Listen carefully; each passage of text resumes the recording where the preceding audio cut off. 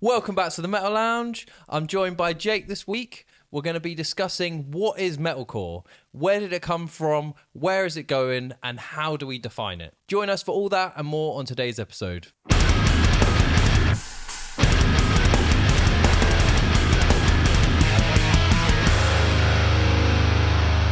So what is metalcore? Well, I mean, it's a big question. Big old question that more and more people are gradually questioning that, I think. The people that have been there since at least Killswitch Engage. That's where my knowledge kind of like begins, from Killswitch Engage. Because if you're from that era, that's where it gets confusing, I think. If you're new to it, you're just like, well, I guess, Architects and Spirit Box, I guess that's what metalcore is because Spotify told me so. Exactly. Well, it was different when we were growing up because we didn't have those indicators like Spotify to tell us like this is metalcore. Like I actually do remember going to Wikipedia and being like, what the fuck is like mathcore? And like and that's how you'd find out. I actually went to Wikipedia earlier while researching for this episode. And it's fucking crazy, like the bands that it has on there. Like, it feels like the band Higher Power have like paid someone to go into Wikipedia just to put their name all over the metalcore page. It's like, really? How are Higher Power? Metalcore. They're like a band from like 2014. Yeah, who are kind of like Turnstile, I guess. Like. Yeah, I mean... They're not like the name that comes out to me when I think metalcore. No, not at all. I would have said... I was quite offended, actually. You took that personally, yeah. Yeah, yeah, not to gatekeep or anything. Probably call them more like alternative metal, sort of, really. They're like, what Turnstile? They're like sort of happy hardcore, like... they are a hardcore band, absolutely 100%. I'm sure that there's some like hardcore elitists that will massively disagree with me, but I think they're just sort of pushing things into a direction that, yes, maybe it transcends the hardcore scene a little bit, but they still have the hardcore ethos. They're still, very much DIY. The energy is exactly what you would get at any kind of hardcore show. Like, that's it's really the same. important. Watching some of what's his name, Finn McKenty, even though he's quit YouTube, him talking about how bands are culturally hardcore bands by like staying in the scene, and it's sort of a bit incestuous sometimes, and then you kind of transcend hardcore once you start getting out your local town and your local hardcore scene, and then the scene disowns them, and they're like, oh, you're not real hardcore. Hardcore's a bit weird like that, isn't it? I think, yeah. I've never been massively into hardcore. I've always been a fair weather hardcore fan. Like, I got into them with like Your Demise and like that sort of era. That was a good era for hardcore. I got into, so my entry to hardcore was actually during college when I was about 17. Me too, yeah. Maybe. We're the same age, pretty much. I'm 31. Yeah, I'm 31 this month, so there you go. There you go. Sweet.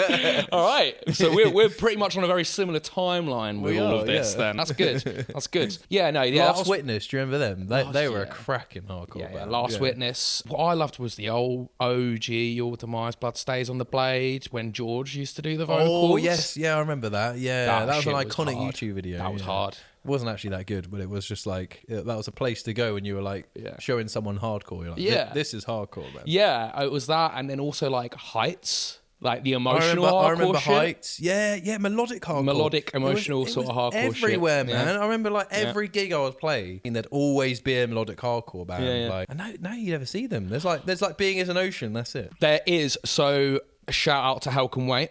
My mate's in that band. Okay. Jordan Bain. Absolute fella, mate. He's a proper geezer. Keep Love the melodic hardcore alive. Those guys are the guys doing it. If you want to find a modern, melodic, emotional hardcore I'm band, ready. Hell Can Wait, man. I OD'd about 10 years ago, and now I kind of want it again. So okay, right. Hopefully they can satisfy that itch. See. Right. Well, yeah, everyone did, man. It was just like, it was everywhere. Yeah. It's like you couldn't go to a metalcore gig without a melodic hardcore. I guess that's everyone had keys in their logos and stuff, like Locks and Keys. Yeah, Locks and Keys. What was that band? There was a band called Lock and Key. Yeah, I'm pretty sure. Yeah, there was. Yeah. Heart in Hand, was that a band? Heart in Hand. Oh, yeah. There was lots of hearts and lots of hands and locks and keys and.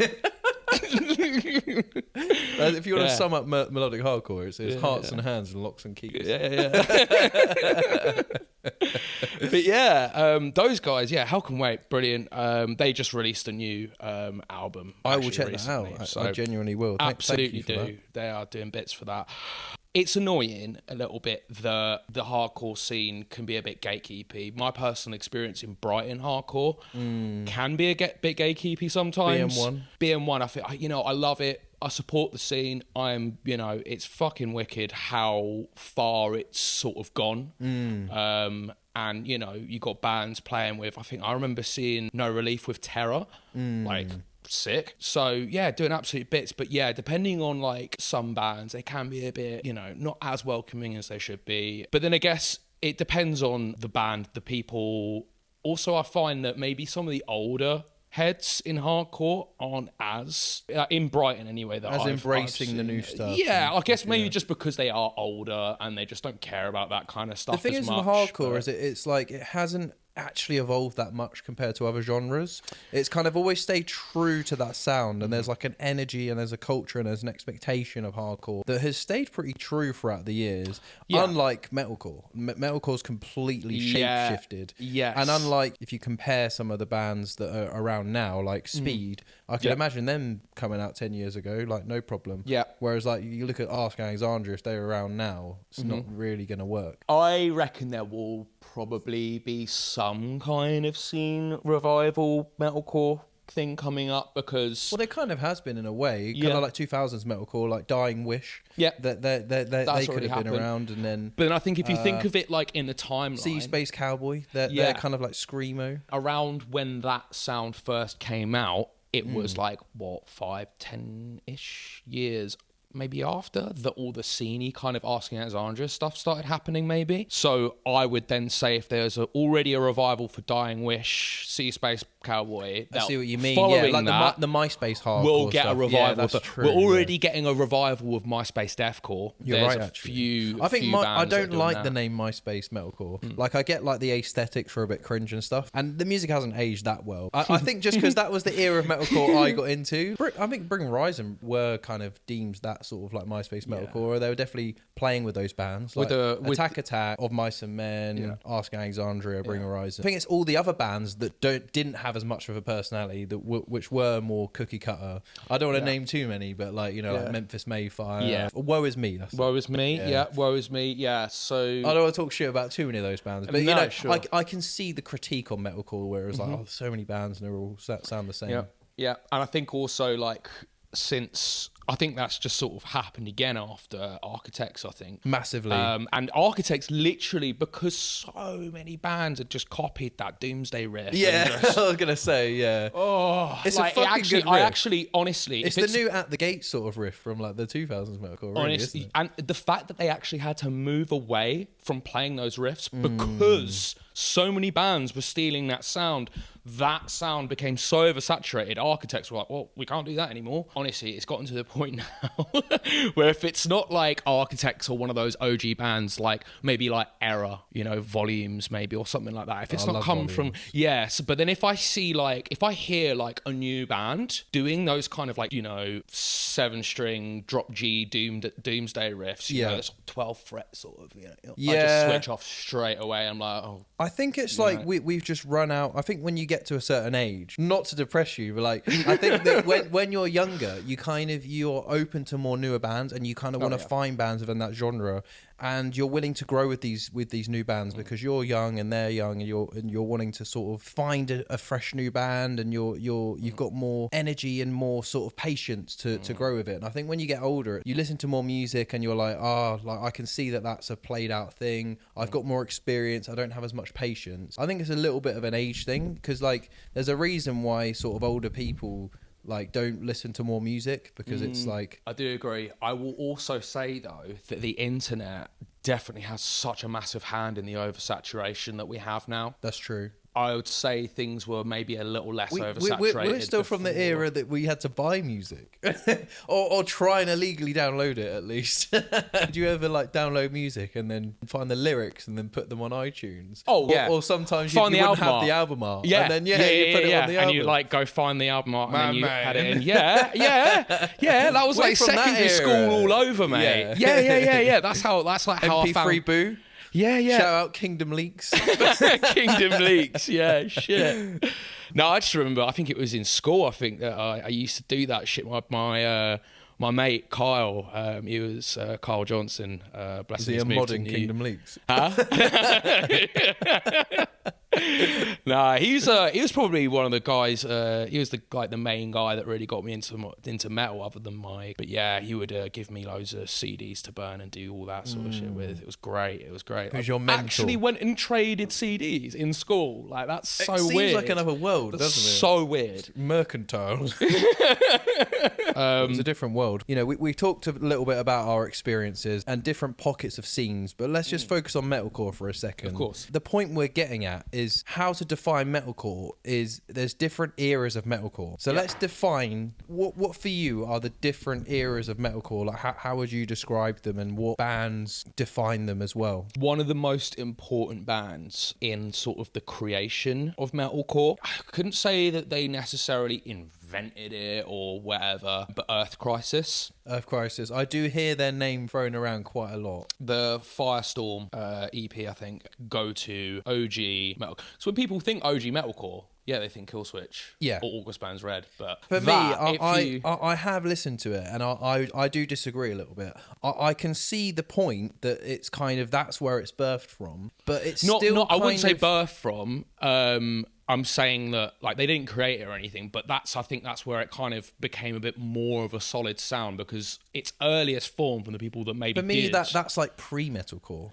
Because it's kind of like... Really? Because when I listen to that, I just think hardcore. Like, I get that there's some metallic... Like, there's some metal things there. But for me, I don't think we got proper metalcore until Killswitch for me. Because metalcore is kind of like cleans as well. And it's kind of like... So this is what I mean. Because, you know, Knock Loose can be classed as metalcore. Yes. They don't have a single clean, but they're based off of Earth Crisis, Hatebreed. Obviously, one of their biggest influences, like Terror, of course, all the proper, you know, OG... like straight up hardcore bands as well, but yeah, you can call Hatebreed. So there is a split there. Now we're refining the eras of metalcore and the kind of pockets of metalcore. So I suppose you have the more sort of hardcore Hatebreed metalcore, and then you have more melodic sort of metalcore. More melodic metalcore. I call it I always called it At the Gates core. I know what you mean, yeah. Not like At the Gates in general, but just that, you know.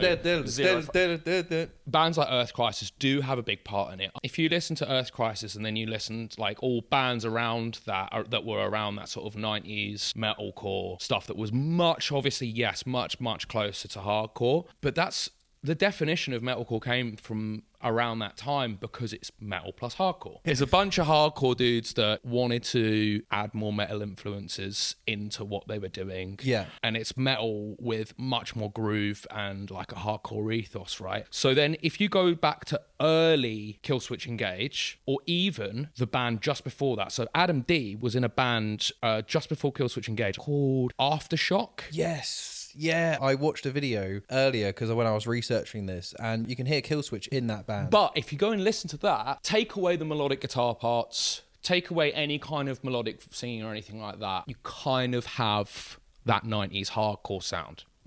So that, when you're coming into that Killswitch era, 90s hardcore bands, but they just add the melody. They go, oh, but we also want to add, we've been listening to loads of Out the Gates, so we're going to do what we've already been doing with these breakdowns, Hatebreed style stuff, and then we're going to add, you know, these melodic death metal parts, and then, you know, maybe some clean vocals. So that's where the connection is. And I would say that you kind of got your 90s hardcore metalcore, you've got your melodic sort of, At the Gates core sort of stuff. 2000s, early 2000s. Yeah. After that, it's kind of like the scene metalcore, isn't there? Yeah. And then obviously everyone fucking started getting obsessed with Meshuggah. And then, you know... would you class Djent as metalcore? I don't know a single mainstream or popular Djent band that call themselves a Djent band. No, they don't, because it Djent's pigeonholes themselves too much. It's weird though. The word Djent is supposed to be an onomatopoeia for the guitar sound, isn't it? Yeah. Slam as a genre, like death metal slam, is also the same thing. Yeah. So like the dun dun dun dun dun dun dun dun dun, all that. Yeah. Like that's a slam, and they were able somehow that's okay for them to name their genre after that guitar sound. But then with Djent, it's different. It's kind of like it's still metalcore to me. It's either metalcore or it's prog metal. So it'll be either a prog metal band that goes, I want to do gently guitar now, or a metalcore band that goes, I want to do gently guitar now. Do you know what I mean? There's definitely a crossover, but I think that when you listen to bands like After the Burial and Volumes and Structures and like even Born of Osiris, like they have this sound. Like most of them on Sumerian as well. Like it was like it was a proper like era, and you can hear that that's different to say Architects, like that kind of metalcore. Yeah, well, I guess Architects did go a bit genty though. They did. They started as like a mathcore band. Yeah, they were super techie. Yeah, they were. You know, they were like. I remember like that era, right? So like, you know, all your Volumes, all the band Era, all of that sort of stuff was on like all the Sumerian sort of bands, right? Yeah. I remember actually first Reflections. Do you remember them? They were fucking awesome. Brilliant. Still amazing now. They are.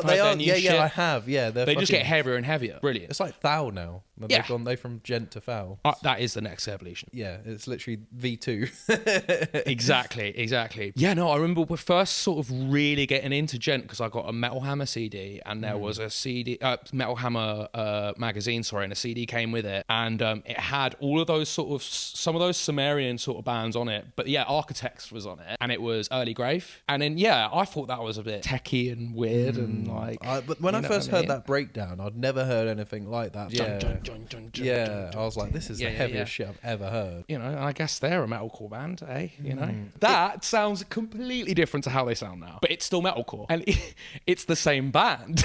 It's not even a different band that's doing it. They're doing what Bring Me did, because like Bring Me started off in deathcore, and then they went metalcore, then kind of rock, then pop, and now they're just modern metal, which is like its own sort of thing, which encompasses everything. And I find that's a really weird word though as well, because that makes the metalcore thing even more complicated, because you've got bands like Spirit Box and like Bring Me Horizon and all of that will be like, we're just modern metal, you know what I mean? Do you know what my theory is that like modern metal is sort of like the new metal? Yeah. In a way, because new metal, like it was so expansive. It's like, how can you compare like System of a Down to Slipknot? Yeah, and then other like lighter new metal bands. Like, how is this the same genre?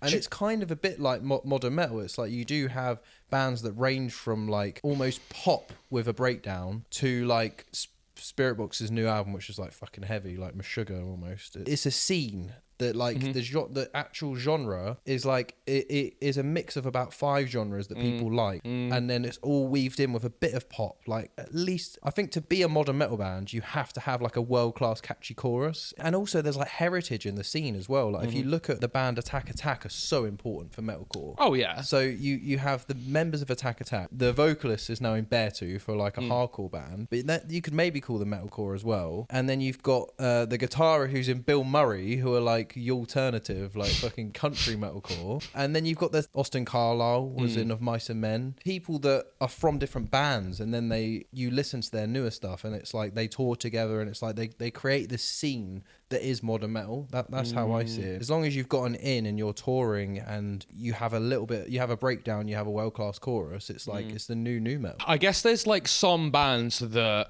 stick, this is what the metalcore formula is, and we're gonna do that. Say Dying Wish, for example, reviving that 2000s metalcore stuff. Then would we say, if they're reviving it, has metalcore stopped when modern metal started step? Do you know what I mean? Not stopped entirely. Have bands just stopped calling themselves metalcore then? Is that what it is? I do think that the word metalcore, that everyone is confused by it now. Yeah. So I think that's why people are just other saying, genres, fuck it, just call it modern metal. So yeah, I do think the era will kind of stop there, and metalcore will be more defined into its more popular bands. So the most popular bands of metalcore, who do you think they are? I'd say definitely Killswitch from that older era. Oh yeah, for me they're like the perfect example of a metalcore band. Agreed. And how you define metalcore: poppy choruses, heavy breakdowns, and it's kind of like everything in between. Everything in between that, and it's like whatever was popular in that era. Bring Me the Horizon, probably the biggest modern metalcore band who have been metalcore. Architects.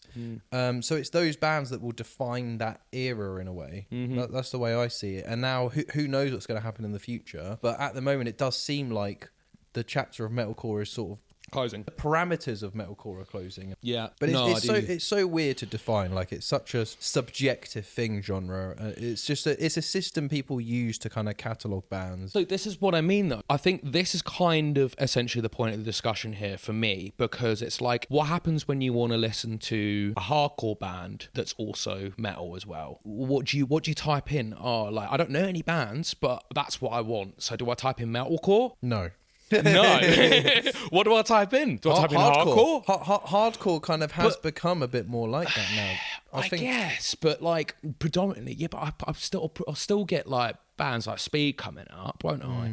And I wouldn't call them metalcore at all. That's like very much New York traditional New York hardcore sort of stuff. I know what you mean. So are we basically saying here now that where we've got all of this stuff like Architect, Spirit Box, all that sort of stuff now, we're calling that modern metal? Yeah, it's more pop. It's moved away from metal, and the sort of the modern in modern metal is pop to me. It's pop with a metal finish. That's the way I see it. And I guess they're just sort of, with the metal side of it, they're just sort of taking whatever from wherever, rather than being like, we're going to do the metalcore thing. Personally, if I was in a modern metal band, I wouldn't want to coin myself as anything. I'll just be like, I want to do whatever the fuck I want. Yeah, I want to do this thing and I want to do that thing. No one wants to pigeonhole themselves. No. But the truth is, like, you kind of do need to give your potential fans a way to discover you, and a way to do that is living within a genre, and modern metal is a kind of a good one to be in, I think, because you're given so much freedom. It's like anything goes. It's a really fresh scene, I think. So where do we cut it off then? Like, where does that sort of cut off metalcore to modern metal happen? Because I remember there was a time like Doomsday Riff. That could be the marker, because I feel like everything after that slowly started going towards the modern metal. Yeah, well, it was like more Djent after Djent, I guess. Yeah, but Djent isn't modern metal. So, yeah, right. So I think Djent is his own thing, in a way. See, so many people will say the complete opposite. They'll say that Djent isn't its own thing. It's just that metalcore bands wanted djenty riffs. Because then, if you're going to say that, then like, okay, let's think of like a djenty band that could possibly be classed as metalcore. So like Born of Osiris or Veil of Maya, maybe the newer Veil. You know, like the Veil of Maya that had more clean singing, all that sort of stuff. That's got loads of clean singing. It's got melody. I'd say it's more true to metal in a way. It's like I wouldn't call that modern metal. No, I was going to say no. I was going to say, like, do you call that Djent then? Yeah.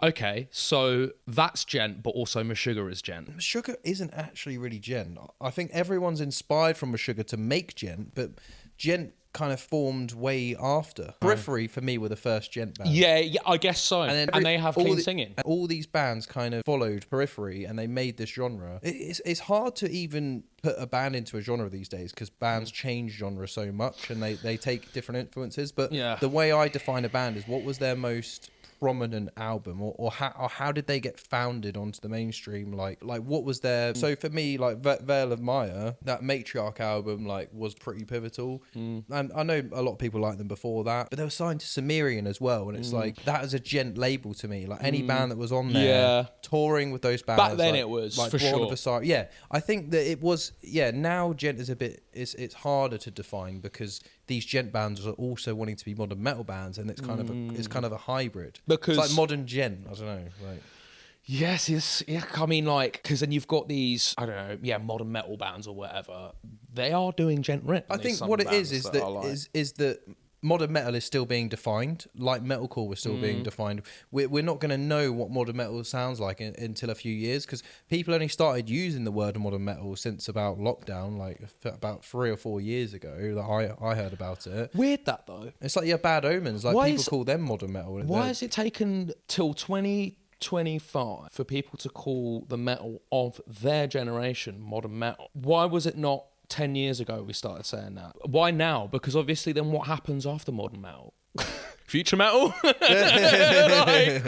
That's true. Yeah. No, I do think people were still using modern metal. It just takes time for these things to catch on. Like when I was doing music, like I'd like to refer to myself as like modern metalcore and modern metal. What it was is that people were in the same predicament we're in now, and they were like, "What is metalcore? Yeah. Is it Killswitch Engage? Is it Attack? Is it what we're doing now, which is kind of modern Djent?" And they thought, no, it's not either of those two old things. It's this new thing. It's modern metal. So basically what you're saying is that metalcore has basically helped create what we have now, which is modern metal, essentially. I was going to say, though, just with the term modern metal, right, because again, that's obviously quite broad again, and as I said, like what happens, hopefully, if metal's still, you know, big and, you know, of course, it's still it's keep going, it's on the up. If it is massively on the up, but I'm talking, I don't know, 20, 15 years ahead, would we then go, oh yeah, that Bring Your Horizon album or that Spirit Box album that's just been released, like what, 20 years ahead, are we going to look back on that and be like, yeah, it was a really good modern metal album? But it's not, because we're not in modern day, we're 20 years ahead. Oh, I see what you mean. Do you know what I mean? Because I think it depends how much it catches on. I'm sort of an early adopter of the modern metal. Like, it's got playlists on Spotify and stuff, but it's still not solidified itself like metalcore has or nu metal did.